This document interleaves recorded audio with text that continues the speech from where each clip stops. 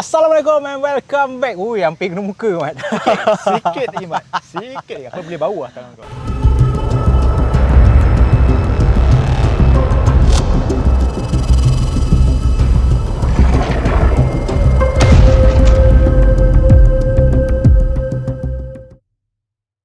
Assalamualaikum and welcome back to Zaf Channel, guys. Yes, kembali lagi kita dalam malam puaka special edition. Masih lagi berada di taman yang sama, iaitu Taman Botani Kuala Lumpur. Dan cuaca hari ini alhamdulillah okey. Dan juga seperti biasa, dah masuk hari kedua dah. Pakaian pun dah lain. Kita bersama, tak lain tak bukan, Nas Winchester, guys. Assalamualaikum semua. Yes. Buat apa lagi? Lagi mau tanya ke? Ini adalah sambungan daripada kisah misteri KSK, Kampung KSK. Dan aku akan berkongsi dengan korang lebih banyak persoalan yang korang ada di part 1. Tapi sebelum aku mulakan kisah pada kali ini, aku nak korang tekan button subscribe. Dan juga kalau korang dah tengok episod 1, yang mana dah tengok, baru tengok episod 2. Tetapi yang mana belum, korang boleh tekan butang kat atas ni kan. Aku dah tinggal link. Korang pergi tengok part 1 dulu, baru sambung sini. Kalau tak, nanti korang tak faham. So tak nak lengah masa. Dah ready, bro? Ready, bro. Alright, geng worker, get ready. Jom kita mulakan part 2 misteri kampung KSK.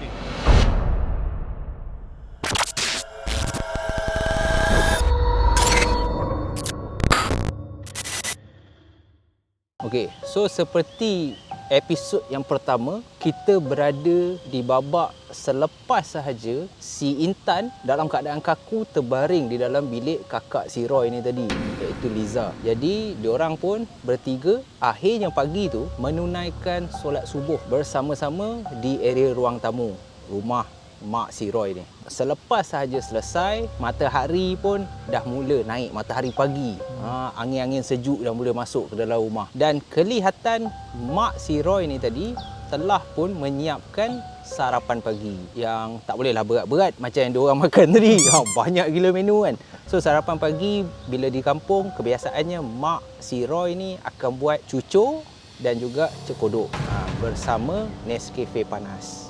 Standard lauk kampung lah. Yes, lauk-lauk kampung. Standardnya. Memang sedap gila kan. Jadi selepas je solat subuh, mak si Roy ni pun mengajak si Roy ni untuk bersarapan pagi dekat area dapur yang terletak di belakang rumah. So nak ke area dapur tu kena turun tangga sikit lah. Dapur dia dekat belah bawah kan. So mak Roy pun panggil Roy. Roy, sinilah nak, makanlah dulu. Janganlah risau sangat dekat si Intan tu. Perut tu kena isi. So Roy ni dalam berat hati dia pun mengambil langkah, turun, menghala ke dapur dan duduk. Tetapi Roy ni, dia hanya minum Nescafe panas yang disediakan.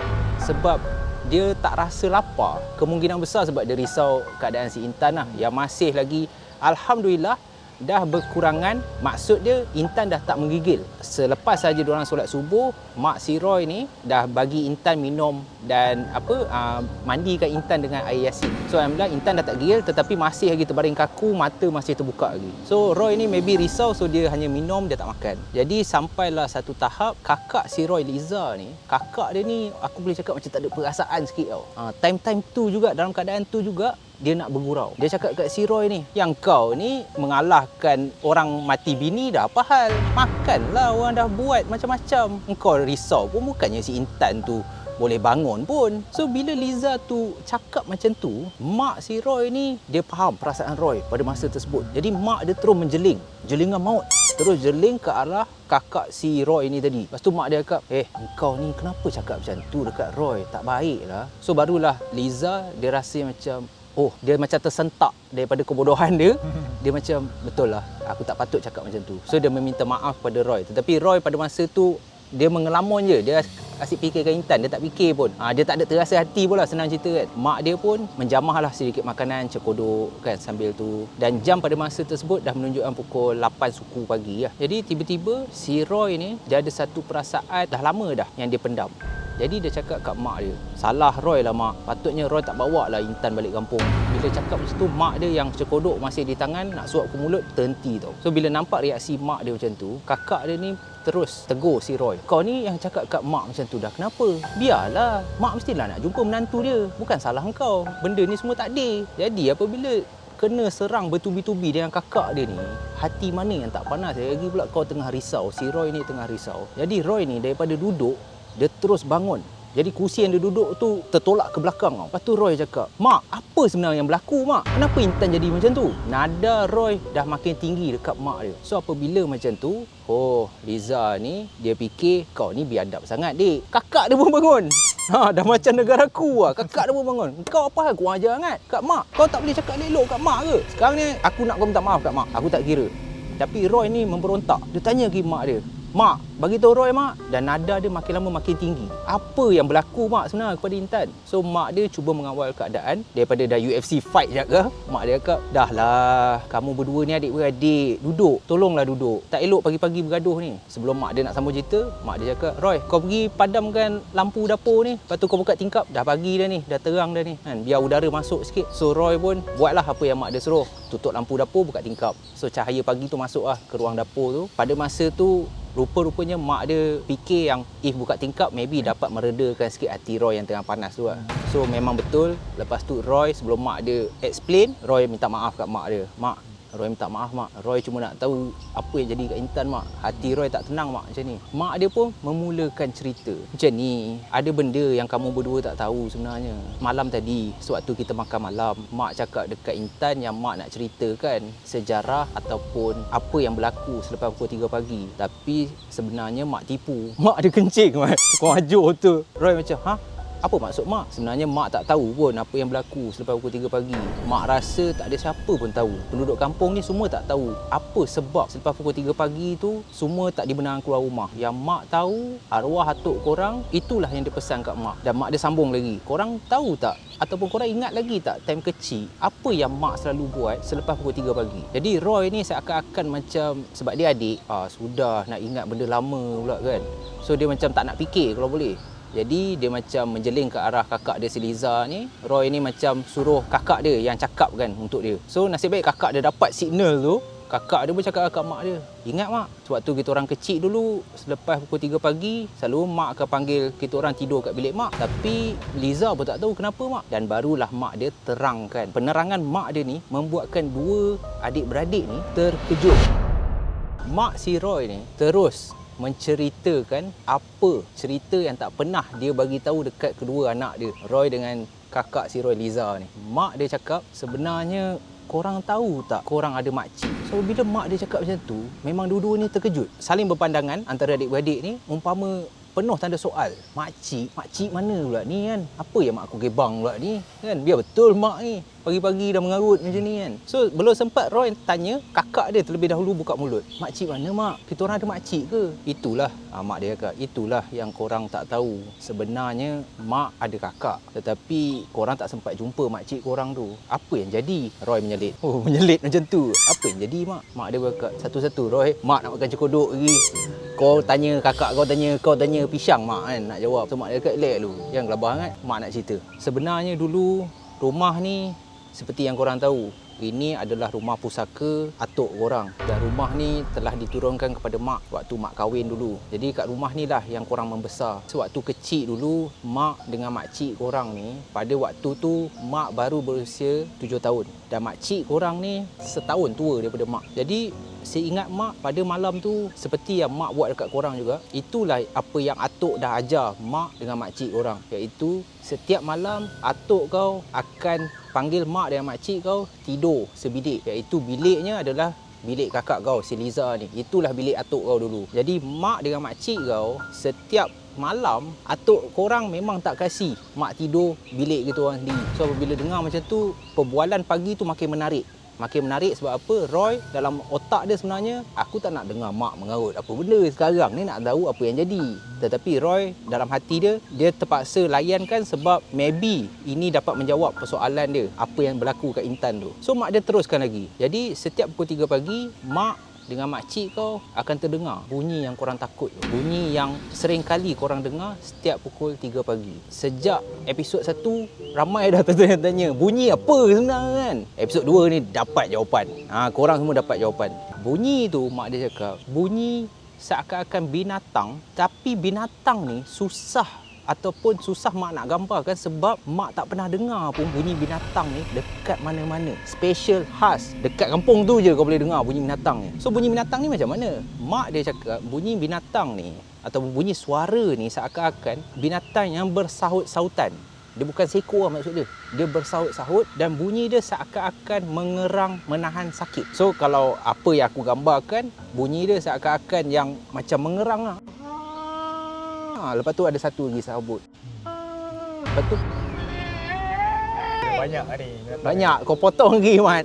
Yes, pendekkan cerita. Banyak, senang cerita kan. So korang boleh bayang tak bunyi bersahut-sahutan umpama mengerang sakit. Memang kuat. So itulah yang diorang dengar sejak daripada zaman atuk si Roy ni lagi. Itulah perkara yang paling diorang takut sepanjang diorang duduk dekat rumah pusaka atuk diorang ni. Jadi mak dia cakap, dulu atuk korang lagi teruk kongkong dia daripada apa yang mak buat kat korang. Dulu makcik kau nak terkencing, atuk kau sanggup suruh nenek kau pergi ambil baldi, kencing dalam baldi, jangan keluar bilik. Sampai tahap macam tu. Strict betul lah tu. Strict atuk dia. Maybe bekas askar. So kau boleh bayang tak mak dia, kau boleh bayang tak makcik kau dah lah perempuan kencing dalam baldi Mat. Oh, Roy dan kakak dia tak nak imagine benda tu. Sebab macam tak perlu nak imagine lah mak. Betapa teruknya atuk korang kongkong mak dan juga makcik korang. Tapi bukanlah kongkong atuk korang tu jahat ataupun terlalu strict sebenarnya. Tetapi adalah benda yang even atuk korang pun tak bagi tahu. Even nenek kau pun tak tahu apa punca dia. Korang tak boleh pergi tandas, mak dan makcik tak boleh pergi tandas selepas pukul 3 pagi. Tetapi sepandai-pandai tupai melompat, orang cakap akhirnya adalah mistake dia. Mistake dia apa? Sebab ada satu hari ni atuk korang dia baru balik berkebun.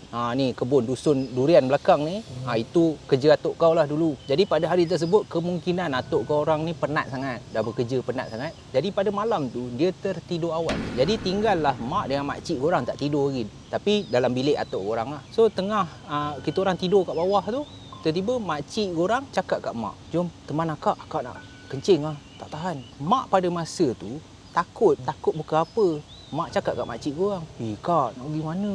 Tak nak lah, nanti ayah marah. Tak nak lah. Makcik korang ni keras kepala sikit tau. So kakak mak pada masa tu, makcik korang ni cakap, alah, abah dah tidur lah. Jomlah, ikut je lah. Aku tak tahan dah ni.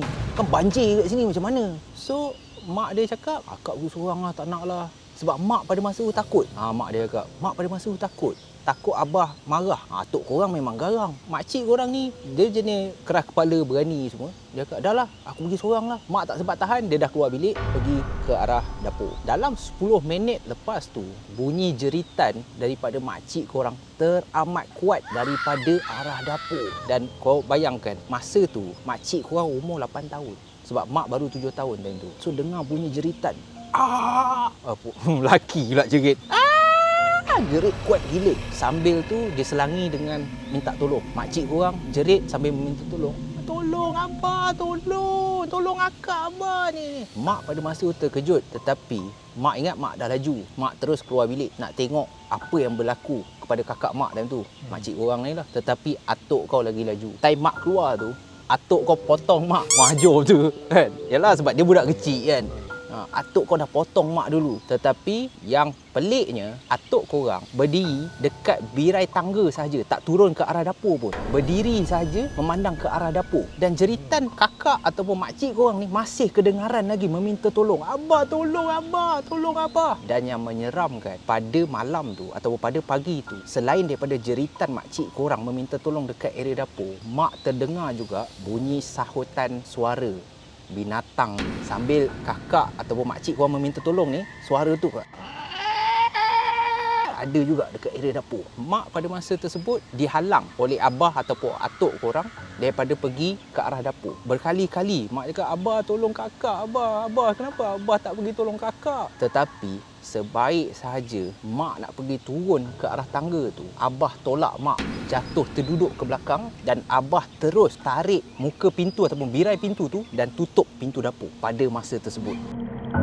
Jadi apabila macam tu, mak dah nangis lah time tu. Suara makcik korang masih lagi bertambah teruk meminta tolong. Abah tolong kakak abah. Dan suara binatang tu pun ataupun suara makhluk tu pun makin kuat kedengaran. Bersahut-sahutan tau. Tetapi abah seakan-akan tak buat apa. Seakan-akan pekakkan telinga. Dan apabila mak merayu dekat nenek korang, mak cakap, mak. Mak dia cakap kat nenek pada masa tersebut, kenapa abah tak kasih? Kenapa abah tak tolong kakak? Kenapa abah tak tolong kakak? Tetapi seingat mak, nenek korang seakan-akan dah faham dah kenapa atuk buat macam tu. Dan selepas 15 minit, mak dah menangis, nenek korang just duduk di atas sofa, redha je, tiba-tiba suara kakak sunyi, senyap.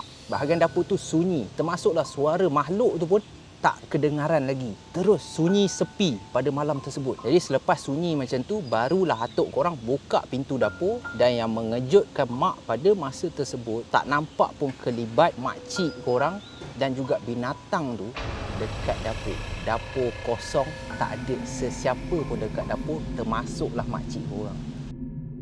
Pada masa tersebut, atuk kau dah mula membenarkan mak dan juga nenek pergi ke dapur. Dan ya, betul, mak tak nampak pun kelibat makcik korang dekat area dapur. Tetapi apa yang lagi mengejutkan mak, selepas mak dah terkejut tadi, terkejut lagi. Nasib baik mak tak ada sakit jantung ke apa kan. Mak dia cakap, tiba-tiba atuk korang seakan-akan dah tahu dah apa nak buat. Hanya dia je tahu. Sebab apa? Atuk korang terus cakap dekat nenek korang, awaknya bawa anak kita ni masuk ke dalam bilik dan jangan keluar. Atuk korang cakap macam tu. Jadi nenek terus tarik mak. Mak masih lagi menangis, tanya, mana kakak, mak, mana kakak? Tetapi nenek korang macam tak endahkan mak, buat bodoh je, kurang ajar betul. Tetapi mak sempat lihat sebelum nenek korang sempat tarik mak masuk ke dalam bilik, mak dapat lihat atuk korang tanpa lengah masa, seperti seorang pendekar, terus mencapai parang yang terlekat di dinding dapur dan terus meluru keluar ikut pintu belakang menuju ke arah dusun durian yang berada di belakang rumah. Dalam kegelapan malam tu, atuk korang terus ambil parang tu, lari terus seolah-olah mengejar sesuatu. Ingatkan, tragedi malam tu hanya habis di situ. Tetapi apa yang korang perlu tahu, selama 2 hari atuk kau tak balik-balik, bapak mak tak balik selama 2 hari, sehingga kan nenek memanggil seluruh penduduk kampung membuat bacaan Yasin selama 2 malam berturut-turut dan juga berzikir meminta pertolongan daripada Allah supaya atuk kau selamat dan juga kakak ataupun makcik kau selamat. Jadi apabila dengar macam tu, si Liza dengan Roy ni lagi excited, tapi pada masa yang sama diorang tergamam dan juga terkejut. Sebab apa? Sebab selama diorang tinggal bersama mak diorang tak pernah pun bagi tahu diorang cerita ni. Tetapi kemungkinan besar sebab Intan tu telah kaku macam tu, so mak dia rasa ini maybe masa yang terbaik untuk bagi tahu pada Roy dan juga Liza cerita yang sebenar. So selepas macam tu, alhamdulillah, selepas 2 hari atuk korang hilang, tiba-tiba pada malam ketiga nampak atuk kau daripada arah dusun durian pulang ke rumah. Dan di tangan atuk korang menggendong makcik korang dekat tangan dia. Tetapi makcik korang tak tahu, mak tak tahu sebab apa, tetapi dalam keadaan lemah longlai, seolah-olah tak ada semangat, seolah-olah dah lunyai, tak sedarkan diri. Dan seperti juga keadaan Intan sekarang, itulah yang terjadi kepada makcik korang. Semasa atuk menyelamatkan makcik korang, dia dalam keadaan menggigil, mata terbuka seolah-olah kaku. Seperti mana kau tengok Intan, macam itulah makcik korang pada masa tersebut. Apa yang lagi membingungkan, makcik korang selepas dia pulih semangat dia, itu pun memakan masa bertahun-tahun. Selepas dia pulih semangat dia tak ingat pun apa yang terjadi dekat diri dia sendiri pada malam tu. Dia pun tak boleh explain kan dekat mak. Jadi apabila mak dia cakap macam tu, si Roy dengan Liza ni dia ada sedikit perasaan kecewa. Sebab apa? Sebab mak dia cerita panjang lebar, kurang ajar tak dapat jawapan kak. Ingatkan mak tahu. So mak dia cakap mak pun tak tahu apa yang berlaku. Tetapi Roy sempat menanyakan mak dia, apa jadi dekat makcik mak? Kenapa Roy dan Liza tak sempat jumpa makcik? Mak tak tahu nak cakap ni sama ada kematian makcik korang ada berkait rapat dengan apa yang berlaku pada makcik korang malam tu, ataupun inilah yang dinamakan ketentuan ataupun takdir Allah. Kemungkinan ajal dia dah tiba. Sebab apa? 2 tahun sebelum mak berkahwin, makcik korang meninggal dunia. Jadi Liza ni terus muka dia daripada excited, daripada nak tahu, terus berubah agak sedih lah. Termasuk juga Roy, seakan-akan terkunci mulut, tak tahu nak macam mana nak cakap kat mak dia kan. Muka mak dia pun dah mula mengalirkan air mata. Maybe sebab mak dia teringat balik. Jadi apabila macam tu, si Roy ni pun cuba menenangkan mak dia. Roy cakap kat mak dia, adakah makcik mati disebabkan makhluk yang Roy dengar tu mak? adakah makhluk tu yang membuatkan makcik meninggal dunia? Dan mak dia cakap, tak Roy, makcik kau accident, kena langgar bas. Tak ada kena-mengena, Mat. Roy ni terus memberontak macam, hah? Serius lah mak? Mak, Roy serius ni? Mak dia cakap, ya. Sebab tu mak cakap tak tahulah ada kena-mengena tak. Sebab betul, 2 tahun sebelum mak kahwin, makcik kau tengah nak pergi ke bandar, kena langgar bas, meninggal. Dalam mengalir-mengalir air mata tu pun, cokodok, Mat. Masuk mulut. Breakfast kan. Selepas diorang dah duduk 3 beranak, mak dia pun dah menceritakan latar belakang ataupun apa serba sedikit yang berlaku terhadap makcik diorang ni. Sedar tak sedar dah mengimbau ke masa lampau, jam telah pun menunjukkan hampir 12 tengah hari.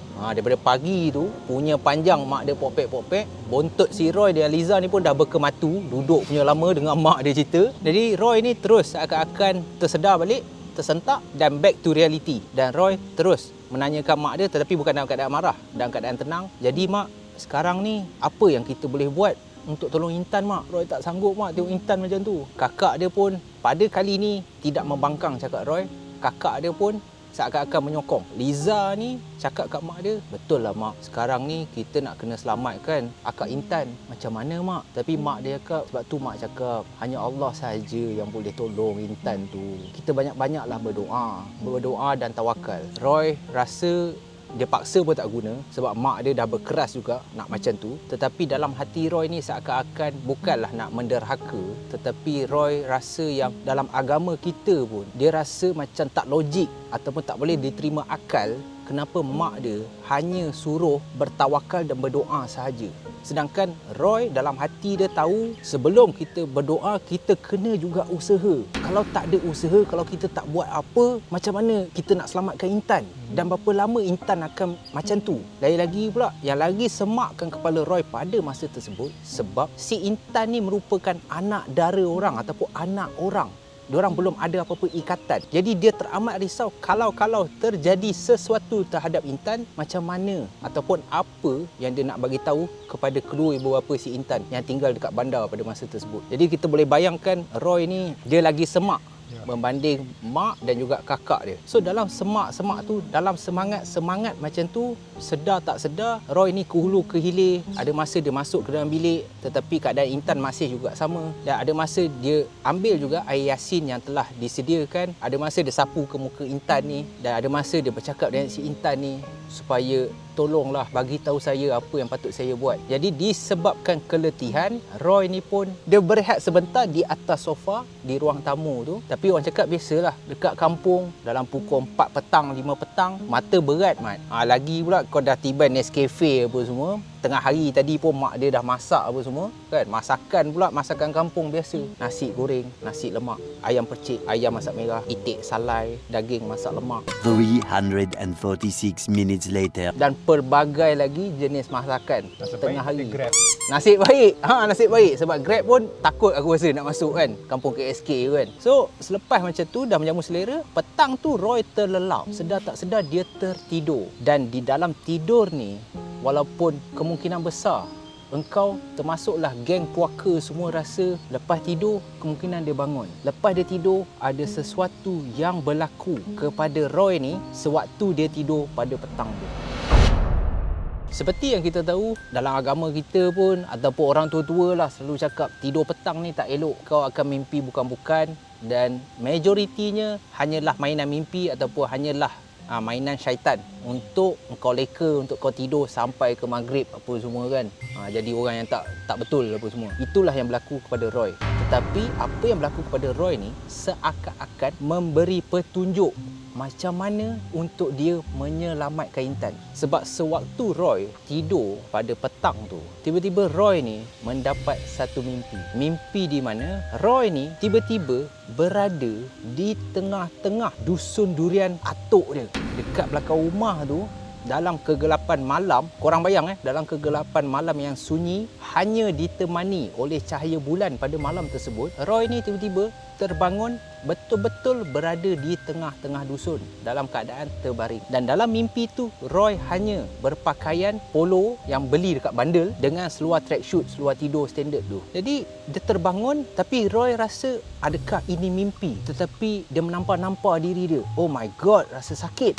Dia kata, oh sakitnya. Okey, ni bukan mimpi Mat. So dia mencari-cari, aku di mana ni? Dan dalam dia mencari-cari tu, dia perasan di belah tangan kanan dia memegang parang yang sama yang atuk dia pegang sewaktu untuk menyelamatkan makcik dia orang dulu. Sebab parang tu adalah parang yang sama yang masih lagi tergantung dekat area dapur rumah yang terletak dekat dinding dapur. Roy perasan tiba-tiba dia dah terpegang parang tu dan dia berada di tengah-tengah dusun, malam, sunyi, dan seperti orang cakap engkau tahu apa kau buat tetapi auto. Maksud dia badan kau bergerak tak ikut apa yang kau fikir. Roy dapat rasa yang kaki dia daripada perlahan mula melangkah makin laju dan dia berlari sambil tangan dia ni di belah kanan yang memegang parang ni melibas-libas segala semak samun yang berada di depan. Dan apabila dia melibas semak, tangan kiri dia akan menarik semak yang dah dicabut tu dan campak untuk orang cakap memberi laluan. Tetapi dalam hati Roy, sewaktu dia lari tu, dia masih memikirkan apa yang aku buat? Kenapa aku lari? Bermacam-macam persoalan yang bermain dalam fikiran Roy pada masa tersebut. Kenapa aku lari ni? Aku nak pergi ke mana?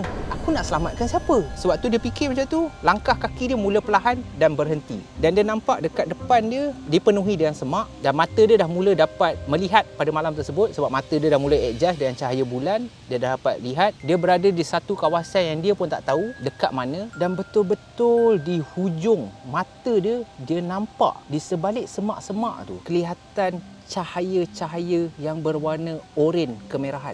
Roy pada masa tersebut tak tahu cahaya apakah itu. Jadi tangan dia masih lagi yang memegang parang melibas semak-semak tu dan dia menarik semak yang dah dicabut untuk kasih clear jalan apa semua. Tiba-tiba dalam dia menebas, dia terasa libasan dia pada kali ni macam terhentak ataupun terlibas sesuatu yang seakan-akan bukan semak tetapi benda yang keras. Jadi pada masa tersebut Roy tak nampak apa benda yang dia libas ataupun apa benda yang terkena parang dia pada masa tersebut. Dia risau kalau dia terlibas binatang ke apa-apalah dan mencederakan. Jadi apabila macam tu, Roy ni berhenti, mengangkat parang dia letak ke tepi badan dan tangan kiri dia cuba memegang benda yang dia dah libas tadi ni. Dan alangkah terkejutnya Roy pada masa tersebut. Roy ni cakap pada masa tu, itulah ketakutan yang sebenar yang dia pernah rasa. Yang dia tak pernah rasa selama ni, itulah benda yang paling dia takut pada masa tersebut.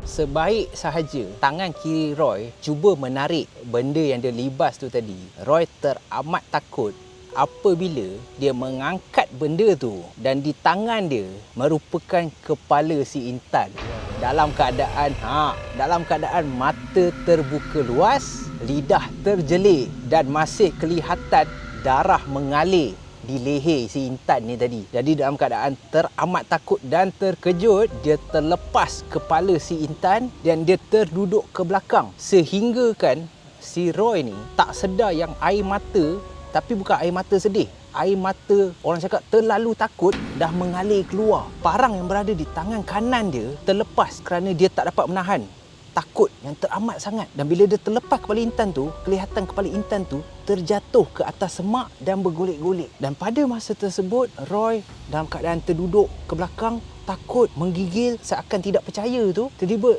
Roy menjerit, Allahu Akbar. Pum, dia buka mata, peluh jantan dah mula keluar. Dia tengok keadaan sofa yang tempat dia baring tadi dah berbekas dengan peluh dia. Roy masih lagi dalam keadaan menggigil di atas sofa. Dia teramat takut. Dan yang lagi menakutkan, sedar tak sedar, rupa-rupanya apabila Roy memandang ke kiri dan ke kanan, Roy tidak nampak mak dan juga kakak dia si Liza ni berada berdekatan ataupun berada di ruang tamu. Keadaan rumah sunyi sepi. Dia perasan dekat luar dah mula gelap. Jadi Roy ni cepat-cepat memalingkan kepala dia ke arah jam yang terletak di ruang tamu tu. Dan bila dia tengok jam tu, pada waktu tu telah pun menunjukkan pukul 3 pagi. Sedar tak sedar, dia dah terlelap daripada petang sehingga pukul 3 pagi. Bila Roy tengok jam dah menunjukkan 3 pagi, hati dia dah mula berdebar. Astagfirullahalazim, astagfirullahalazim.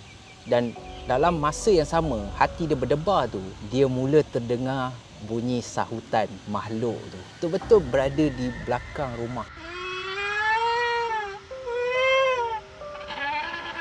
berkali-kali bersaut-saut. Jadi Roy teramat takut. Dia cepat-cepat meluru masuk ke dalam bilik dia, tutup pintu dan baring di atas katil dia sambil menekap kedua belah tangan dia di telinga kerana dia tak nak dengar suara tu. Teramat takut. Jadi dalam takut-takut tu, dia terlelap lagi sekali. Wajar tu, takut lelap. Kali ni episod kedua ni dia malas.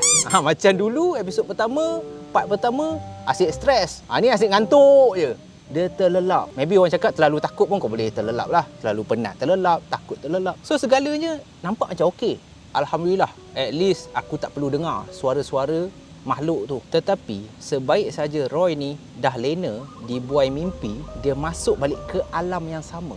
Dia berada lagi sekali di tengah-tengah dusun durian dekat belakang rumah. Cahaya bulan masih lagi menerangi. Seolah-olah Roy rasa yang macam mana boleh bersambung.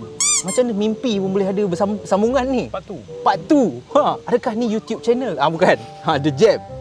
Astaghfirullahalazim. Dan di hujung semak macam aku cakap tadi, dia masih nampak lagi cahaya oren kemerahan tu. Jadi pada mimpi yang kedua ni, Roy mula mengambil langkah terus meluru ke arah cahaya tersebut. Dan makin lama dia dah mula sampai ke penghujung dusun durian atuk dia. Bermaksud dah melepasi dusun durian dah. Jadi apabila dah melepasi dusun durian pada waktu malam tu, telinga dia dah mula dapat tertangkap suara seakan-akan orang tua yang dah berumur 50-60 tahun. Tetapi dia tak dapat tangkap apakah yang orang tua ni cakap. Dan cahaya tu makin lama makin besar dan makin besar. Jadi apabila dia menghampiri cahaya tersebut, dia mula nampak rupa-rupanya cahaya oren kemerahan tu datangnya daripada obor-obor penduduk kampung yang begitu ramai, ada laki dan juga ada perempuan memegang obor. Sebab itulah cahaya tu daripada api obor tu lah. Oren-oren merah. Oren-oren merah tu. So dia pun melepasi 2-3 orang penduduk kampung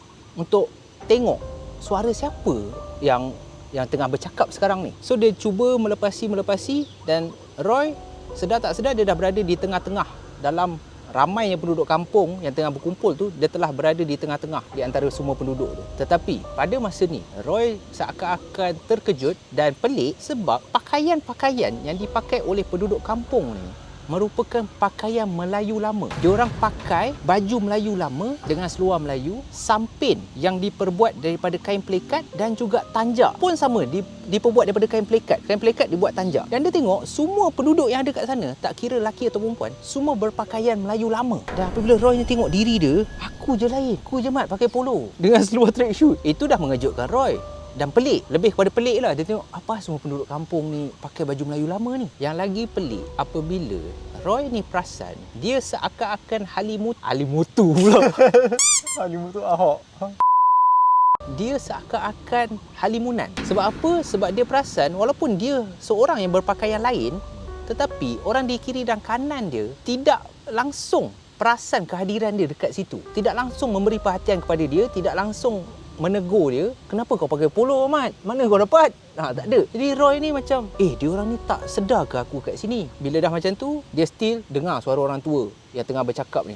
So dia melepasi beberapa lagi penduduk kampung dan makin dia ke depan, akhirnya dia nampak rupanya dekat depan tu ada satu pentas yang diperbuat daripada kayu yang tengah berdiri memberi syarahan ataupun kata-kata semangat dekat atas pentas tu merupakan seorang lelaki tua yang berumur dalam lingkungan 50 ke 60 tahun memakai baju Melayu lama dan suara dia seakan-akan tengah memberikan kata-kata semangat yang sekali-sekala disokong oleh seluruh penduduk kampung ni. Jadi apabila mata dia dah tertumpu dekat orang tua ni tadi, Roy ni beralih pandangan ke arah tengah pentas tu sebab apa yang berada di tengah-tengah pentas tu membuatkan Roy rasa untuk kali yang kedua dalam keadaan teramat takut dan juga seakan-akan tidak percaya.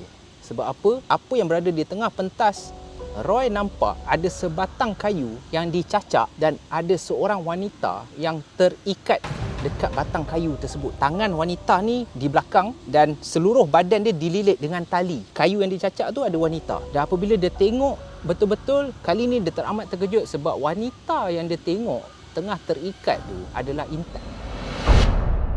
Bila dia tengok muka wanita tu adalah kekasih hati dia, si Intan ni, dia terkejut dan lagi sekali hampir-hampir mengunduh ke belakang seakan-akan tidak percaya. Dan dia terdengar suara Intan meminta tolong. "Bi, selamatkan sayang, Bi, tolong Bi." Dalam keadaan meronta-ronta meminta tolong.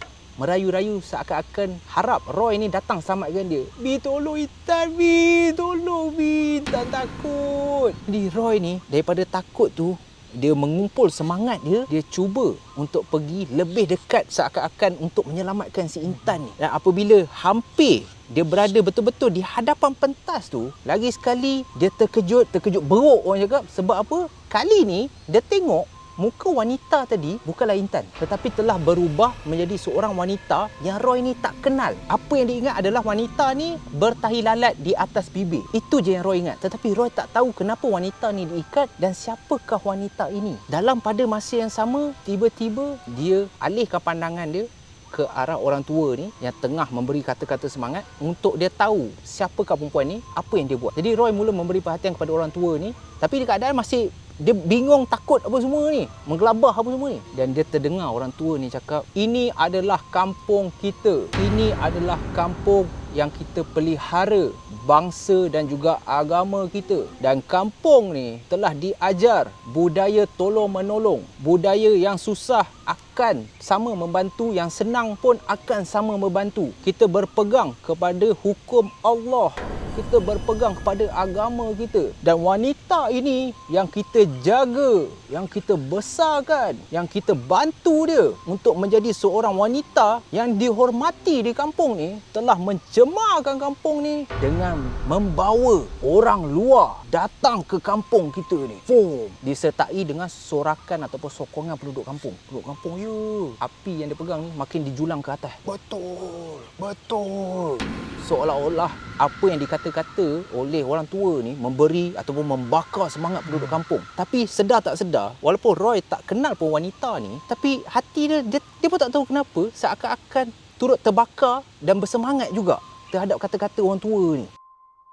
Selepas atuk ataupun orang tua kuajuh ni cakap macam tu, perhatian mula diberikan kepada wanita ni tadi. Sebab apa? Wanita yang Roy tak kenali ni tadi berkali-kali menggelengkan kepala dia ke kiri dan ke kanan, seperti tidak bersetuju dengan apa yang orang tua ni cakap. Sambil wanita ni cakap, tak, saya tak salah, saya tak salah. Tak, tolong lepaskan saya tak salah. Roy ni dah mula rasa, dia berbelah bagi. Ada masa hati dia rasa seakan-akan, ya, memang patut wanita ni kena macam ni. Tapi ada masa dia rasa kesian dekat wanita ni, walaupun dia tak kenal. Jadi apabila macam tu, disambung perhatian dia kepada Tok ni tadi. Sebab apa? Sebab Tok ni, kali ni atuk ni cakap, wanita ni yang asal daripada kampung ni, yang kita jaga kesucian dia, telah mencemarkan kampung ni dengan membawa orang putih datang ke kampung kita. Dan lagi sekali penduduk kampung semua, setuju. Macam pilihan raya punya time, kau tak tahu apa, kau setuju kan. Lebih kurang macam tu lah situasi dia. Kau setuju kat belakang kan, padahal kau tak tahu apa. Esok-esok kena game. Macam itulah keadaan dia, untuk korang dapat bayangkan kan. Bila macam tu, wanita ni lagi laju dia gelengkan kepala. Roy cakap, kalau laju lagi takut putus. Takut cabut je. Bila wanita ni gelengkan kepala dia beberapa kali, lalu wanita yang terikat ni bercakap satu perkataan yang mengejutkan seluruh penduduk kampung. Wanita ni cakap, tapi kami dah kahwin. Berulang-ulang kali, kami dah kahwin. Saya dengan dia telah diijak kabul. Bodoh. Macam itulah perasaan. Sempat lagi tu. Apabila wanita tu cakap macam tu, atuk yang daripada tadi, orang tua ni daripada tadi lantang bersuara, tiba-tiba mulut dia macam dah kena lock. Macam dah tak tahu nak memberi jawapan apa. Seakan-akan jadi bodoh kat situ. Tadi semangat sangat. Sekarang bila perempuan tu dah cakap macam tu, kau dah tak tahu dah. Dia dah macam terdiam. Tiba-tiba datang suara daripada salah seorang penduduk kampung yang berkumpul ni tadi. Suara daripada belakang Roy. Roy dengar suara tu tiba-tiba menjerit, Zina! Zina! So apabila dengar macam tu, suara tu seakan-akan telah membuka kunci mulut atuk ni. Orang tua ni mula bersemangat balik dan dia bercakap, perempuan ni telah melakukan zina, telah berzina. Sebab itulah dia telah mengotorkan kesucian kampung kita ni dengan melakukan perbuatan terkutuk, dan dia cuba menutup dengan melangsungkan perkahwinan. Dan apabila atuk ni macam tu, penduduk kampung macam tadi juga. Semangat kali ni. Dan Roy perasan obor tu makin marak menyala, seakan-akan menyokong. Macam menari pun dia. Macam tu. Si perempuan ni geleng lagi kepala dia. Dan kali ni dia cakap, kami dah kahwin secara sah. Ini semua fitnah. Ya Allah, kau tunjukkanlah ya Allah. Ini semua fitnah yang telah terjadi kepada aku ya Allah. Aku tak bersalah. Sambil air mata perempuan ni dah mula mengalir di pipi. Roy nampak muka wanita ni seakan-akan merah, menahan sedih, menahan marah, meminta untuk dilepaskan. Dan lagi sekali apabila wanita ni cakap macam tu, mulut Tok ni lagi sekali kena lock. Dia jadi bodoh balik Atok ni. Pada masa yang sama, terdengar jeritan untuk kali yang kedua daripada penduduk kampung juga. Suara daripada arah belakang Roy seakan-akan memberi idea ataupun semangat kepada Atok ni. Suara ni cakap, murtad, murtad, murtad 3 kali. Bila penduduk kampung jerit murtad, murtad, semangat Atok ni mula kembali. Dan kali ni Atok ni cakap, walaupun engkau telah bernikah, walaupun engkau telah berkahwin, tetapi perkahwinan kau tidak sah di sisi syarak, tidak sah di sisi Islam, kerana engkau berkahwin dengan orang yang bukan seagama dengan kau. Engkau telah menyekutukan Allah. Engkau telah keluar daripada ajaran agama Islam yang sebenar. Engkau layak dihukum. Dan wanita ni lagi sekali menjerit, Allahu Akbar, sambil menggelengkan kepala dia. Ya Allah, tolonglah. Tolonglah selamatkan aku ya Allah. Aku telah difitnah ya Allah. Menggeleng-gelengkan kepala dia berkali-kali. Dan pada masa ni lah Roy perasan orang tua ni tadi mencapai sebilah parang yang memang dah berada di atas pentas tu dan mula mendekati wanita yang diikat tu tadi. Dan pada masa ni dalam hati Roy hanya satu. Walaupun tadi dia bersemangat menyokong Atok ataupun orang tua tu tadi, tetapi kali ni dia rasa yang dia berada di situ hanyalah untuk menyelamatkan wanita ni. Walaupun dia tak tahu wanita ni bercakap benar ataupun tidak, tetapi hati dia, naluri hati dia berkata, aku kena selamatkan wanita ni. Dan tanpa berlengah masa, Roy terus melompat naik di atas pentas tu. Tetapi sebelum dia memulakan langkah mendekati wanita tu, Roy sempat memalingkan kepala dia ke arah penduduk kampung. Sebab apa Roy memalingkan kepala dia? Sebab Roy nak tengok sama ada penduduk kampung perasan tak kehadiran dia di situ. Dan dia telah menambahkan keyakinan dan juga keberanian si Roy ni apabila Roy perasan penduduk kampung ni tak ada seorang pun yang perasan kehadiran dia dekat situ, dekat atas pentas tu, memakai baju polo bandel je. So apabila macam tu, Roy terus meluru ke arah wanita tu dan Roy perasan Atok ni telah pun mulakan hayunan parang dia seakan-akan untuk melibas kepala wanita ni tadi. Dan sebaik sahaja Atok ni hampir memulakan libasan dia, Roy sempat menahan, Roy sempat memegang pergelangan tangan Atok ni. Tetapi lagi sekali dalam keadaan riuh dan suspend macam tu, lagi sekali Roy tersentak dan seakan-akan terkejut. Muka dia terkejut gila. Sebab apa? Apabila sebaik saja dia dah nak pegang tangan atau pergelangan tangan Atok tu, sak tembus. Dia tak dapat pegang. Seolah-olah betul, rupanya dia memang halimunan dekat situ. Berkali-kali dia cuba pegang tangan Atok tu untuk menghentikan daripada parang tu hinggap ke kepala wanita tu.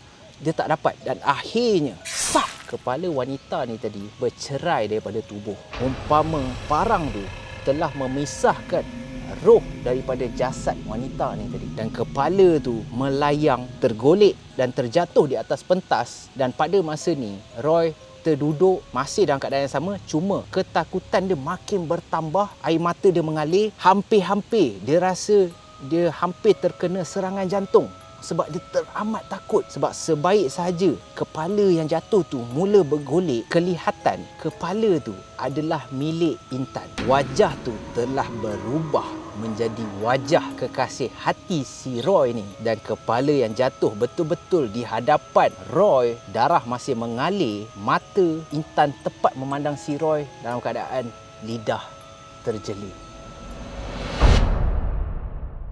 Jadi itulah kisah sambungan daripada part 1. Kita telah beralih ke part 2 dan perjalanan kisah ni masih jauh lagi. Tetapi bagi akulah, aku rasa telah menjawab beberapa persoalan yang kita ada di part 1 telah terjawab di part 2 ni. Cumanya apa yang menarik pada episod yang kedua ni bagi kau? Bagi aku part 2 ni dia punya plot twist dia memang on point lah. And macam kau cakap tadi lah, banyak persoalan yang dijawab di part 1, tapi kat part 2 ni timbul benda-benda yang baru tau. So dia akan menambahkan lagi persoalan tentang kisah ini. Dan persoalan yang paling penting yang aku rasa geng puaka pun setuju, apa apakah petanda mimpi yang dialami oleh Roy ni tadi? Aku rasa lebih banyak persoalan yang bakal terjawab di sambungan part 3. Alamak, korang sure macam kenapa ada part 3 kan? Tetapi banyak lagi persoalan, kita nak tahu siapakah orang tua ni? Betul. Dan kenapa situasi berubah 100% daripada keadaan yang normal menjadi Roy ni tiba-tiba menyelamatkan wanita yang tak kenal. Jadi halimunan pula. Jadi halimunan. Dan siapakah penduduk kampung tu? Mak Kilau ke? Kemungkinan promo sponsor kat Samsul. Okey, so kita akan bersambung di part 3 cerita misteri kampung KSK. Dan aku harap korang terhibur dekat part 2 ni. InsyaAllah teruskan menonton Zaf Channel. Jangan lupa subscribe. Dan kalau boleh, janganlah lupa support juga Nas Winchester dengan subscribe channel Nas Winchester. So insyaAllah kita jumpa lagi dalam part 3 misteri kampung KSK yang akan datang. Stay safe, stay healthy guys. Bye-bye. Bye. Assalamualaikum.